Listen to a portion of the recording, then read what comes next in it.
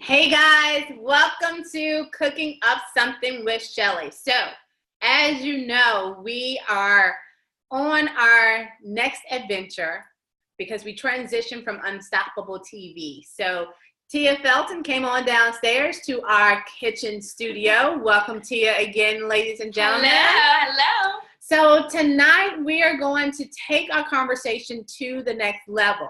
But this time we're going to do it over some food and some wine. So I'm going to let Tia reintroduce herself to you. And while she's doing that, I'm going to get the wine. So Tia, take it. Hello, everybody. I am Tia. I am the owner of Pritia Styles. I introduced myself earlier, but I am going to go ahead and reintroduce myself. There's our wine. I am a proud Black woman who is young. I'm an entrepreneur, and I am excited about where I'm going and the woman that I am evolving into with women to help me like Shelly Shelton. All right. So this is what we're going to do, ladies and gentlemen. So our show is really for that woman, that entrepreneur, that girl boss, that go-getter. Like, we are here to help you get to that next level. So even when it comes to relationships, comes to your business, personal, professional development, that's what we do. So tonight we're going to do it over some food and some wine. Yeah. So I'm going to address a few questions to Tia. So let's talk about legacy. You know, she shared with us, ladies and gentlemen, she's only 25 years old. I don't know if she's even had an opportunity to think about the legacy that she wants to live. And so I'm going to let that just kind of simmer in her spirit for a little bit. So let me tell you about the legacy that I want to leave. So I'm 43. I'm an entrepreneur. I still work the full-time gig. I still do the 9 to 5. But I have a side gig that I want to allow it to become my main gig, if that makes sense. And so I have Unstoppable University, which is a mastermind community for girl bosses, female entrepreneurs, women that want a change in their lives. Whether you're separated, single, divorced, I do not care. My whole thing is I need to help you accelerate so that you understand that you are unstoppable, okay? So that's what I do. I also have the Aspiring Speakers Academy, because at some point you need to speak your truth, whether it's for your business, whether it's you want to publicly speak, you want to get more sales as a Mary Kay rep, you want to be better as a realtor, whatever it is, I help you take your public speaking to the next level. And then if you are divorced or whatever, like, I don't know what stage you are in your life, but maybe you need that next career, you need that next job, that next new beginning. I help you with TLC Recruiting Academy find that next career job, that next career, that next move. So that's what I have going on. The legacy that I want to leave. I don't have kids, so I don't even have a dog. So the legacy that I want to leave is so powerful. I want every single person that I come in contact with to be impacted by my gift, by my love, by my vision for life, for, even when you come into my home. So I'll say this, when you come into my home, I want you to feel the warmth of God in your presence. I want you to feel like you have walked into a vacation home. I don't want you to feel tension. I don't want you to feel anxiety. I want you to feel relaxed. I want you to feel like you're in a spa. Like, I want you to feel like this is life. And so I love to help people decorate their homes so that when they come home from work, they feel like they're on a vacation. They don't feel like it's chaos that they walked into again.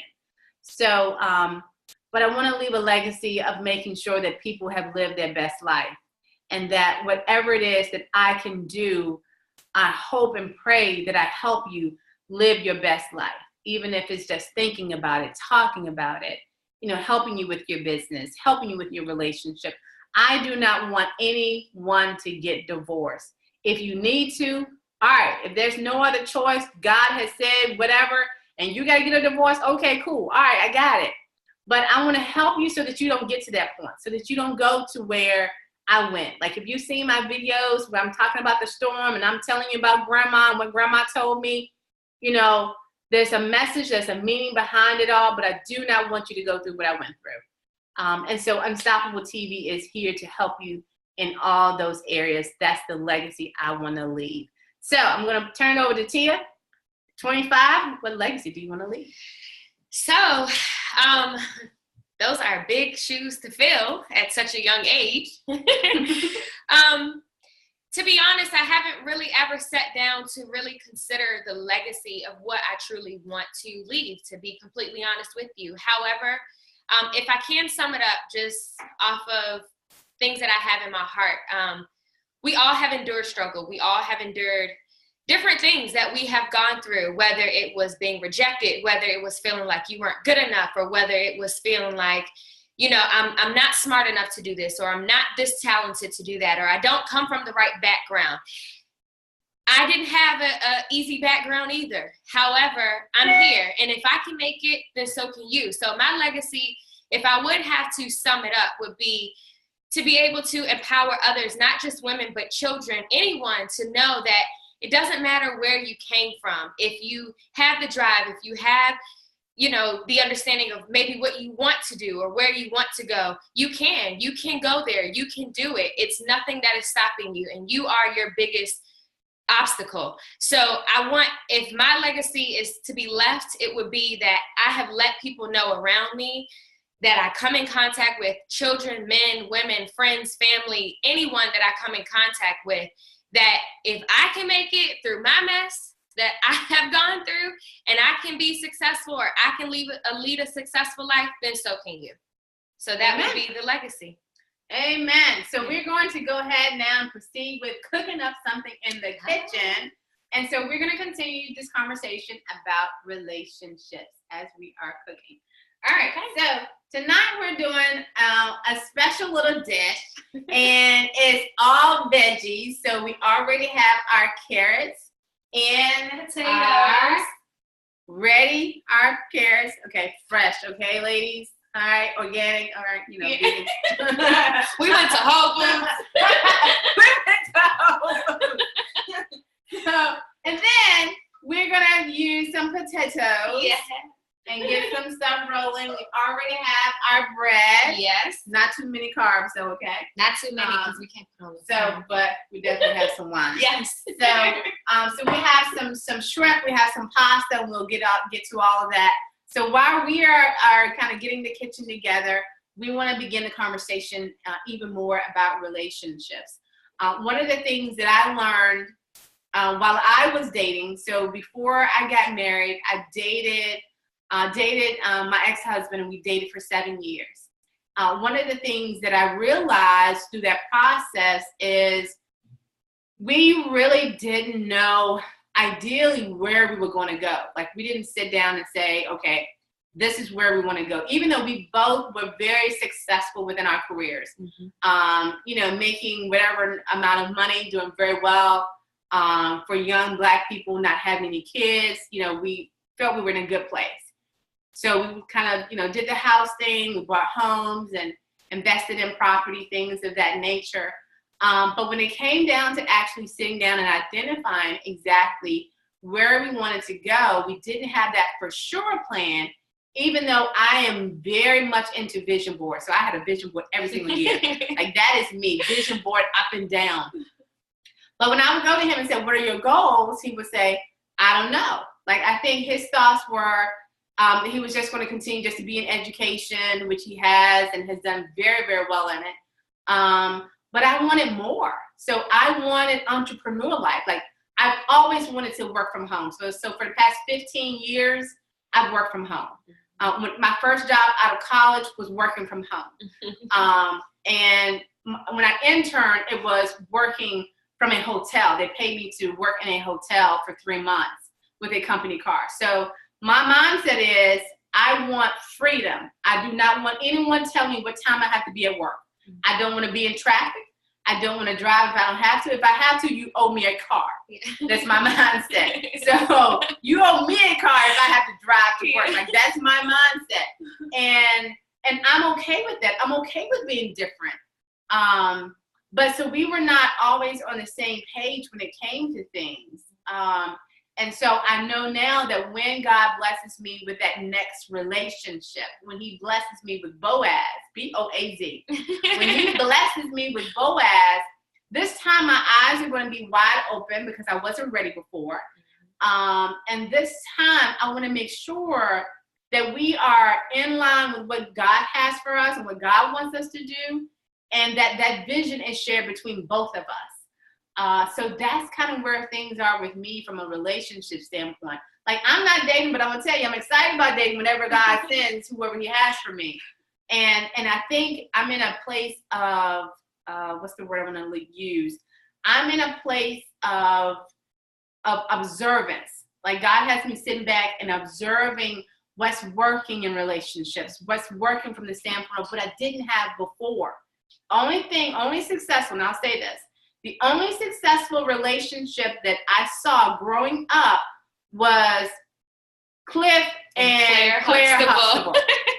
That was the only successful relationship that I knew. And they were my people. They were people on TV. Yeah. So that was all that I knew. And so now I want us to begin to have that dialogue. So me, the 43, Tia, the 25, I need to teach her and her significant other the pitfalls, the things that I don't want you to fall in, the things that I've learned, so that you don't become the old me that had to go through a divorce. Mm-hmm.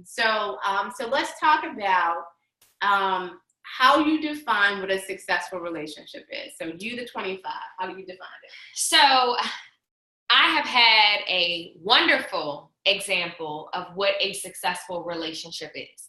A little bit of my background, my parents, I was adopted, and the parents who adopted me had dated since high school. My father was my mother's only boyfriend. My mom was my dad's only girlfriend, and they only dated each other, and they are still married. They are on 35 years now is where they are. And I grew up seeing my parents didn't argue. I never saw them bicker. I only saw them pray. I only saw them leading a great example of going to church and leading a Christian life, like a legit Christian life. And it set the expectation seriously really, really high for me. And I always say my parents live in a bubble. It's just them two. They just live in a bubble. If it was just them two in the world, they would be perfectly fine.